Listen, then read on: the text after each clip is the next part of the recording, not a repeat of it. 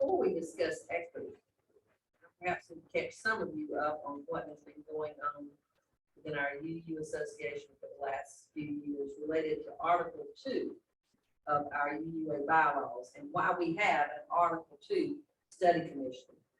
Then we'll be able to move on to what they're proposing after their long and deliberate study.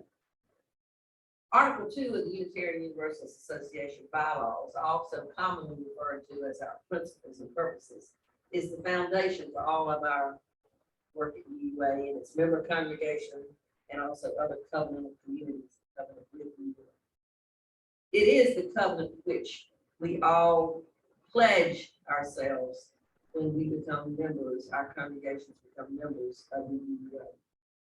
Here's a part of that contains our principles. Article 2 also identifies our sources and purposes. Our current principles and purposes were last revised in 1987. So you think about where you were in 1987. That was a while ago. At General Assembly in 2017, held in New Orleans, there was a discussion of amending the principles to add an 8th principle addressing racism and an amended first principle addressing non-human life. Several of us were at that General Assembly, and you can see that our own Leon Spencer was one of the 3 acting presidents that year. Additionally, the 5th principle was the subject of a report in 2009, which dealt with the ways in which GA and other Unitarian Universalist gatherings do and don't embody an inclusive democratic process. The 7th principle has also been the subject of discussion about possible amendments. Well, there have been many projects, resolutions, task forces, and other strategies that have come from the board, Commission on Appraisal, grassroots groups, which encourage us to take a look at our principles, purposes, bylaws, and rules. It was way past time for us to do a review and make changes so that we are living into the Unitarian Universalism of the future. A Unitarian Universalism that holds us in times of great need and ethical, moral, and spiritual crisis. And the board decided maybe a better way to do this is not do it by one, but to look at the whole thing.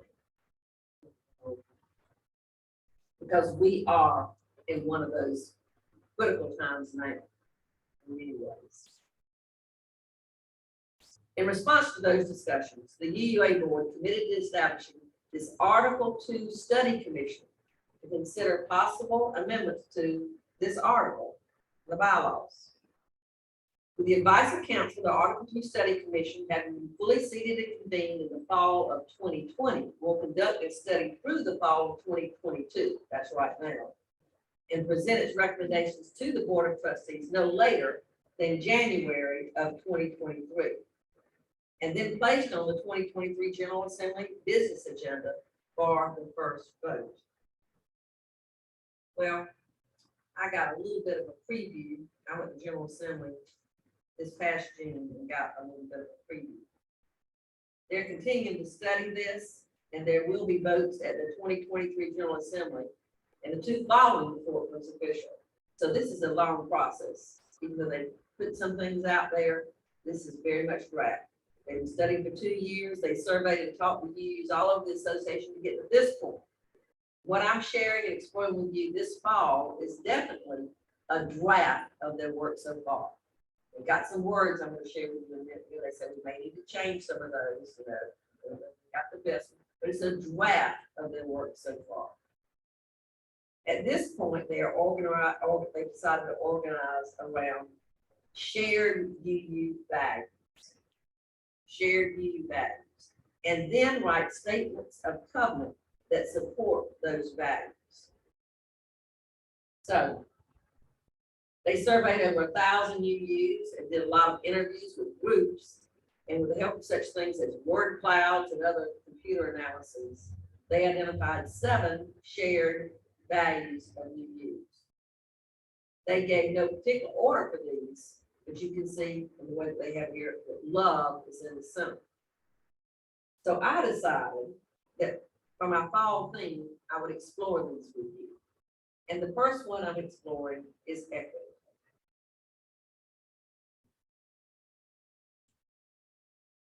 So I've got my information.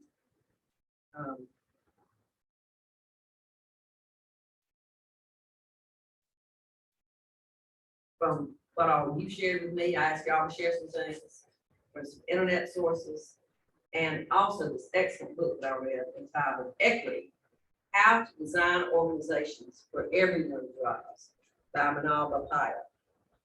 Very good. Now, many folks ask, what's the difference in equity and equality? Well, a picture is worth 1,000 words, and here's one that makes it clear. Here's how Bapaya explains the differences between equality and equity. Equality is when everyone has the same thing. Equity is when everyone has what they need to thrive and participate fully. Equity does not fault people for being different. It makes room for their differences and then leverages it. In other words, equitable cultures, systems, and organizations are designed so everyone in the system has an equal chance to thrive. By thrive, I mean they have an equal chance to do the work that fulfills them, live life authentically, and contribute their strengths to the community or organization of culture of which they are a part. End quote. When we talk about what is equitable, we talk about what is fair for everyone, so that all can have an equal opportunity to see the ball game or ride the bus or live in decent housing and more. And that doesn't always mean treating everyone exactly alike, especially since the systems we have in place were not designed for equity. Our founding fathers designed a system that benefited white men who owned property above all others. White men who owned property. When we realized that, we began to see the legacy of that design in our institutions, governance systems, and organizations. To be fair, designing for inequity isn't an American invention. From European colonialists to India's Vedic caste system and more, designing for inequity appeals universally to those who are threatened, whether consciously or unconsciously, by the idea of sharing power with others.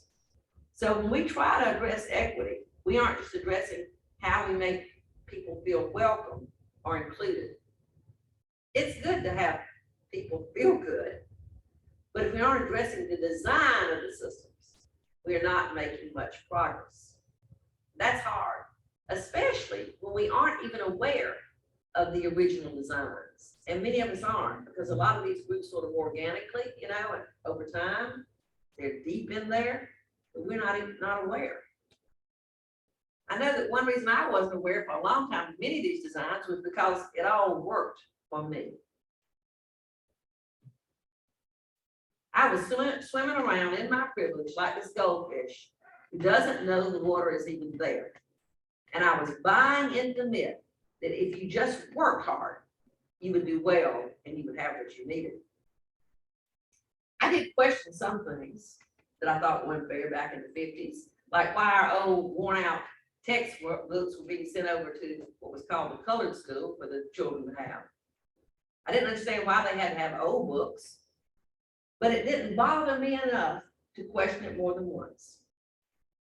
It seems that we sometimes only realize the lack of fairness in systems when we are among those in the system's not designed for.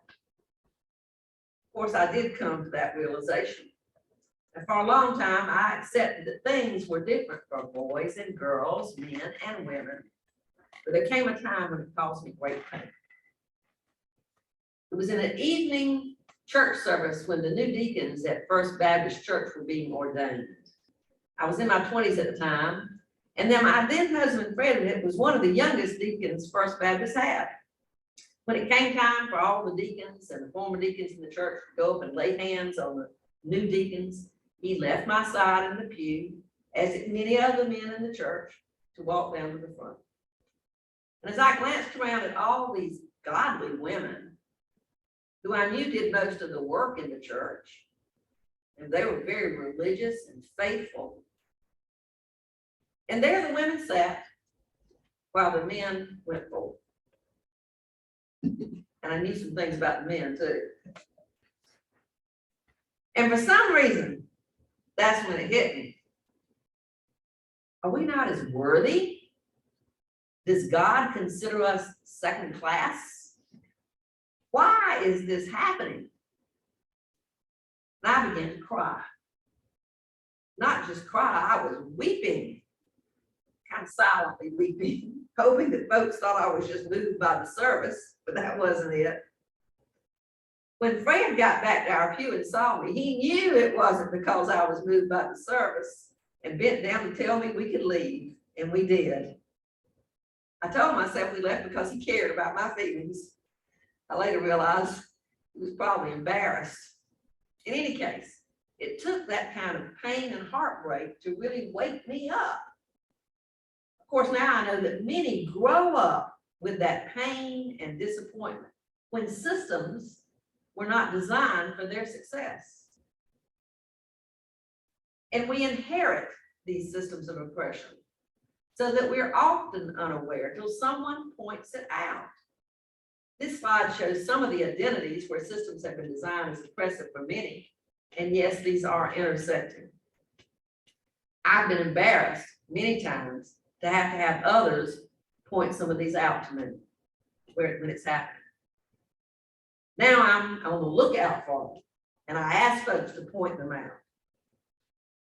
I talked with a good friend and mentor recently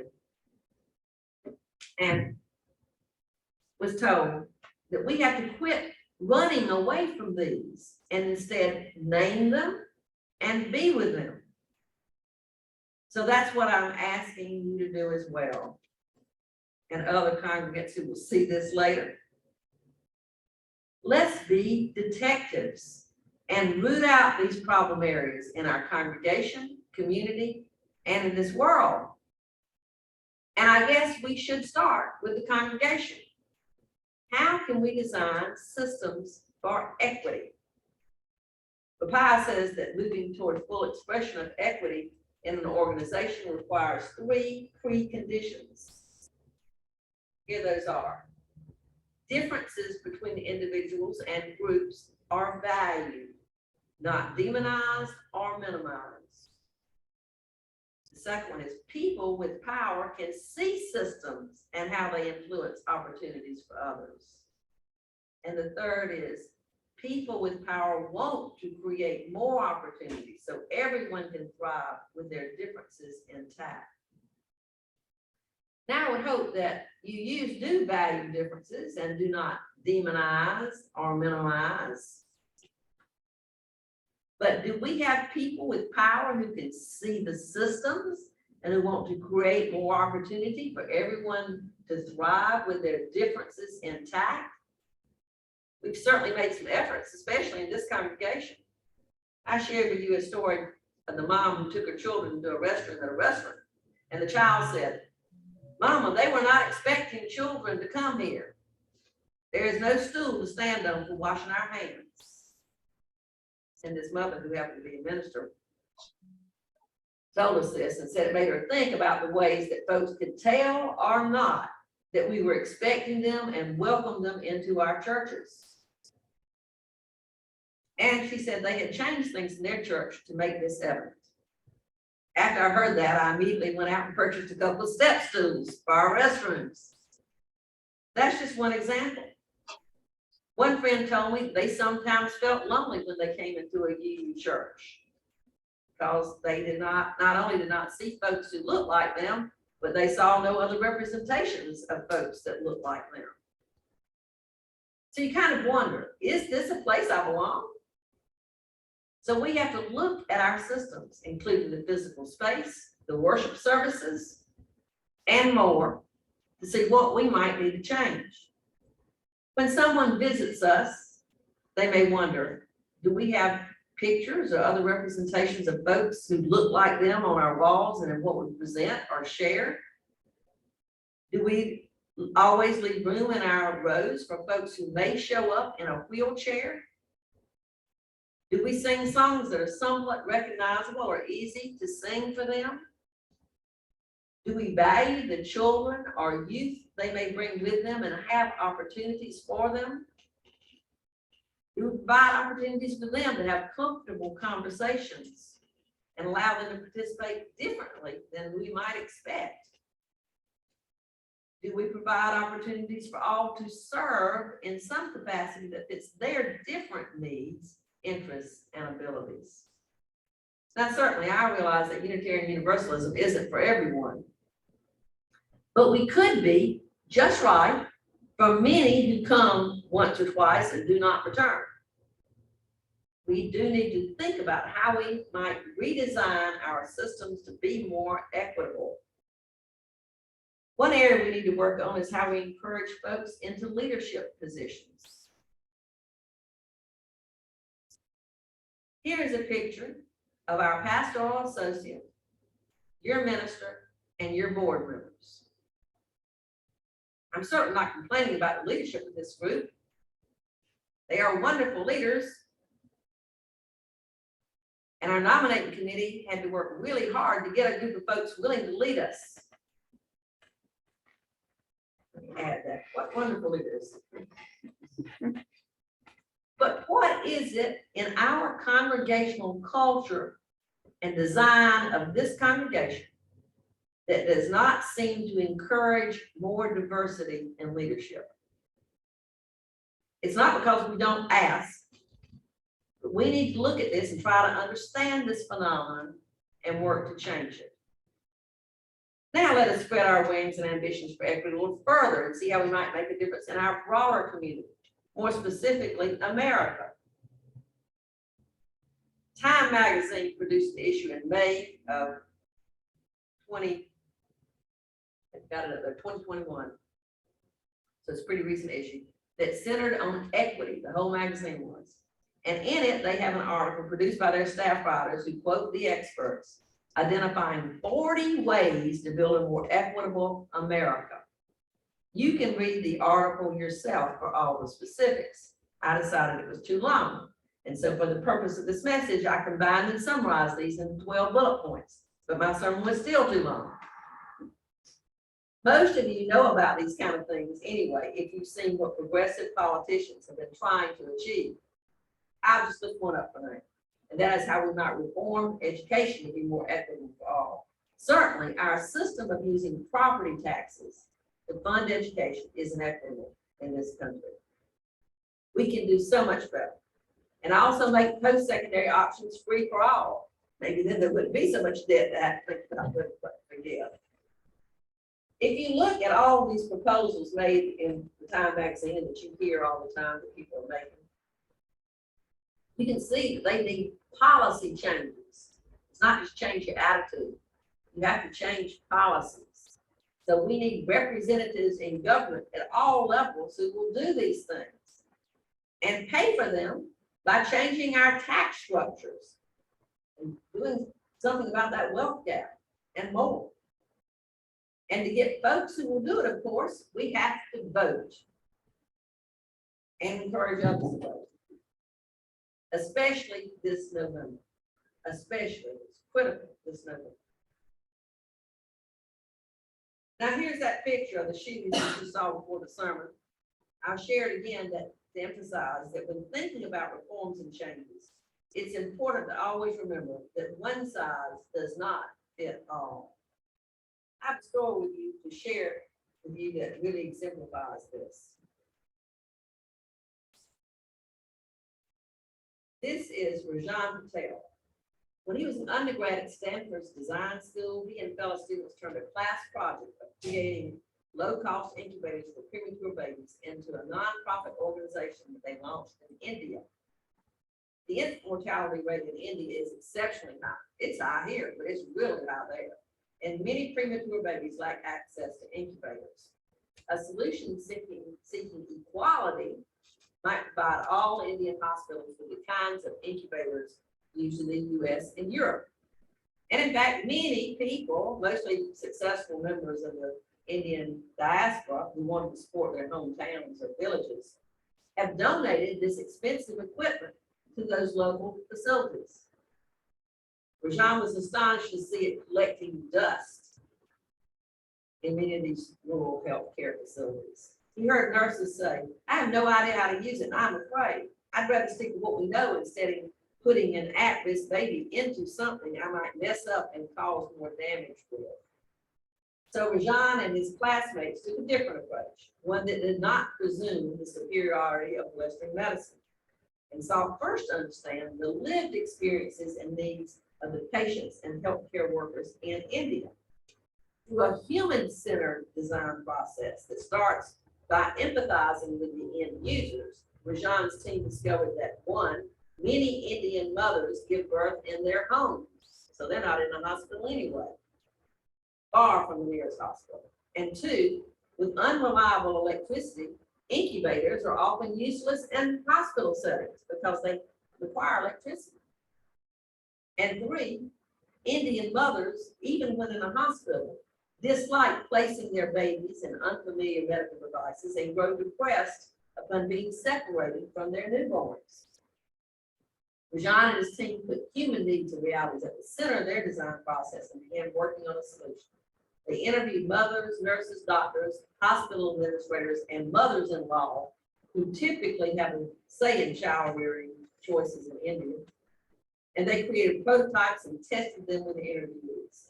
After years of work, they went to market with the Embrace Infant Warmer, a swaddle unit that uses a phase change pack to keep infants at an ideal 37 degrees Celsius. It can be heated with a non-electric heater or an electric heater and used in home or hospital settings. To date, it has saved more than 300,000 babies' lives. This is what an equitable solution looks like. It is context specific, with no added burden on those whose needs have been ignored. It is not equal to the medical incubators used in the West, nor is it better or worse. It is different because the needs of Indian mothers and babies are different. This approach embraces one of the core preconditions of equity. It embraces differences instead of demonizing or minimizing them. This story really exemplifies what it means to design for equity. So how can we do this in other ways? You remember the picture you saw before the slide with the shoes? One size does not fit all when considering medical devices or how we design experiences and more at church. I challenge all of us to observe, listen, ask questions, and plan for differences for equity. If we value equity, though, what should we covenant to do? It's important for us to covenant so that we're accountable to something higher than ourselves. I'm going to share this with you. This is also a draft. Here's what the Article 2 Study Commission proposes for their draft. They say, we value equity. We covenant to use our resources of time, wisdom, and money to make our communities fully accessible, equitable, and free. We understand that liberation is only possible when we embrace our differences. Now, this is just a draft, a proposal at this point, but I kind of like it. Read it with me. We value equity. We covenant to use our resources of time, wisdom, and money to make our communities fully accessible, equitable, and free. We understand that liberation is only possible when we embrace our differences. May it be so.